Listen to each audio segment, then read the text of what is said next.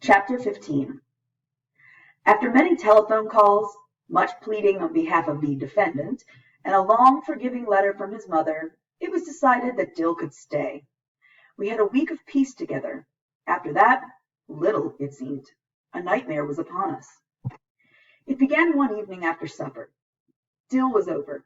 Aunt Alexandra was in her chair in the corner, Atticus was in his, Jem and I were on the floor reading. It had been a placid week. I had minded Auntie. Jem had outgrown the tree house, but helped Dill and me construct a new rope ladder for it. Dill had hit upon a foolproof plan to make Boo Radley come out at no cost to ourselves. Place a trail of lemon drops from the back door to the front yard, and he'd follow it like an ant. There was a knock on the front door. Jem answered it and said it was Mr. Heck Tate. "Well, ask him to come in," said Atticus. "I already did. There's some men outside in the yard. They want you to come out." In Macomb, grown men stood outside in the front yard for only two reasons: death and politics. I wondered who had died. Jem and I went to the front door, but Atticus called, "Go back in the house."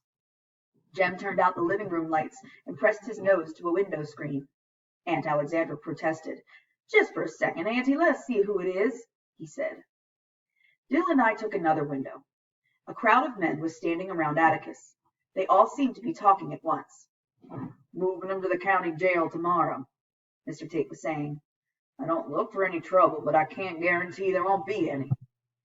"Don't be foolish, Heck," Atticus said. "This is Macomb." "Said I was just uneasy."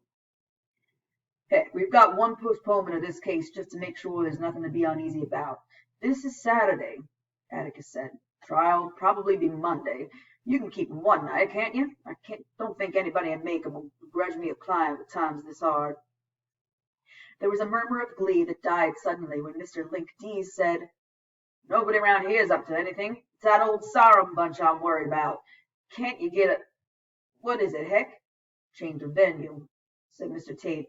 "Not much point in that now, is it?" Atticus said something inaudible. I turned to Jem, who waved me to silence. "Besides," Atticus was saying, "you're not scared of that crowd, are you?" "Know how they do when they get shinnied up." "They don't usually drink on Sunday. They go to church most of the day," Atticus said. "This is a special occasion, though," someone said. They murmured and buzzed until Auntie said if Jem didn't turn on the living room lights, he would disgrace the family. Jem didn't hear her. "Don't see why you touched it in the first place," Mr. Link Dees was saying. "You've got everything to lose from this, Atticus. I mean everything." "Do you really think so?" This was Atticus's dangerous question. "Do you really think you want to move there, Scout?" Bam, bam, bam, and the checkerboard was swept clean of my men. "Do you really think that, son? Then read this." Jem would struggle the rest of an evening through the speeches of Henry W. Grady. "Link, that boy might go to the chair, but he's not going till the truth's told." Atticus's voice was even, "And you know what the truth is." There was a murmur among the group of men, made more ominous when Atticus moved back to the bottom front step, and the men drew nearer to him. Suddenly Jem screamed, "Atticus, the telephone's ringing!" The men jumped a little and scattered. They were people we saw every day. Merchants, in-town farmers. Dr. Reynolds was there. So was Mr. Avery. "Well, answer it, son," called Atticus. Laughter broke them up. When Atticus switched on the overhead light in the living room, he found Jem at the window, pale except for the vivid mark of the screen on his nose. "Why on earth are you all sitting in the dark?" he asked.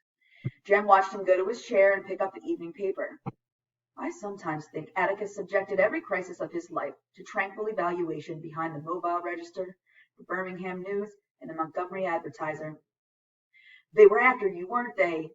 Jem went to him. "They wanted to get you, didn't they?" Atticus lowered the paper and gazed at Jem. "What have you been reading?" he asked.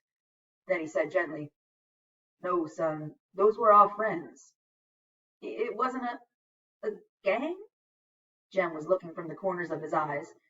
Atticus tried to stifle a smile, but didn't make it. "No, we don't have mobs and that nonsense in Macomb.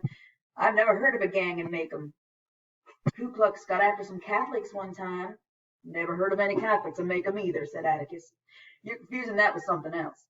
Way back about 1920, there was a Klan, but it was a political organization more than anything. Besides, they couldn't find anybody to scare.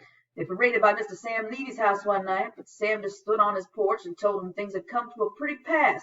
He'd sold them the very sheets on their back. Sam made them so ashamed of themselves they went away. The Levy family met all criteria for being fine folks. They did the best they could with the sense they had, and they had been living on the same plot of ground in Macomb for 5 generations. The Ku Klux is gone, said Atticus. It'll never come back. I walked home with Dill and returned in time to overhear Atticus saying to Auntie, in favor of Southern womanhood as much as anybody, but not for preserving polite fiction at the expense of human life. A pronouncement that made me suspect they had been fussing again. I sought Jem and found him in his room, on the bed in deep thought. Have they been at it? I asked. Sort of. She won't let him alone about Tom Robinson. She almost said Atticus was disgracing the family. Scout, I'm scared. Scared of what? Scared about Atticus. Somebody might hurt him. Jem preferred to remain mysterious. All he would say to my question was go on and leave him alone. Next day was Sunday. In the interval between Sunday school and church, when the congregation stretched its legs, I saw Atticus standing in the yard with another knot of men. Mr. Heck Tate was present, and I wondered if he had seen the light. He never went to church. Even Mr. Underwood was there. Mr. Underwood had no use for any organization but the Macomb Tribune, of which he was the sole owner, editor, and printer. His days were spent at his linotype, where he refreshed himself occasionally from an ever-present gallon jug of cherry wine. He rarely gathered news. People brought it to him. It was said that he made up every edition of the Macomb Tribune out of his own head and wrote it down on the linotype. This was believable. Something must have been up to haul Mr. Underwood out. I caught Atticus coming in the door, and he said that they'd moved Tom Robinson to the Macomb jail. He also said, more to himself than to me, that if they'd kept him there in the first place, there wouldn't have been any fuss. I watched him take his seat on the 3rd row from the front, and I heard him rumble, nearer my God to me, some notes behind the rest of us. He never sat with Auntie Jem and me. He liked to be by himself in church. The fake peace that prevailed on Sundays was made more irritating by Aunt Alexandra's presence. Atticus would flee to his office directly after dinner, where if we had sometimes looked in on him, we would find him sitting back in his swivel chair reading. Aunt Alexandra composed herself for a 2-hour nap and dared us to make any noise in the yard. The neighborhood was resting. Jem, in his old age, had taken to his room with a stack of football magazines, so Dill and I spent our Sundays creeping around in Deer's pasture. Shooting on Sundays was prohibited, so Dill and I kicked Jem's football around the pasture for a while, which was no fun. Dill asked if I'd like to have a poke at Boo Radley. I said I didn't think it'd be nice to bother him. I spent the rest of the afternoon filling Dill in on last winter's events. He was considerably impressed. We parted at supper time, and after our meal, Jem and I were settling down to a routine evening, when Atticus did something that interested us. He came into the living room carrying a long electrical extension cord. There was a light bulb in the end. I'm going out for a while, he said. The folks will be in bed when I come back, so I'll say goodnight now. With that, he put his hat on and went out the back door. He's taken the car, said Jem. Our father had a few peculiarities. One was he never ate desserts. Another was that he liked to walk. As far back as I could remember, there was always a Chevrolet in excellent condition in the car house, and Atticus put many miles on it in business trips. But in Macomb, he walked to and from his office 4 times a day, covering about 2 miles. He said his only exercise was walking. In Macomb, if one went for a walk with no definite purpose in mind, it was correct to believe one's mind incapable of definite purpose. Later on, I bade my aunt and brother good night and was well into a book, when I heard Jem rattling around in his room. His go-to-bed noises were so familiar to me that I knocked on his door. Why ain't you going to bed? I'm going downtown for a while. He was changing his pants. Why? It's almost 10 o'clock, Jem. He knew it, but he was going anyway. Then I'm going with you. If you say no, you're not, I'm going anyway here. Jem saw that he would have to fight me to keep me home, and I suppose he thought a fight would antagonize Auntie, so he gave in with little grace.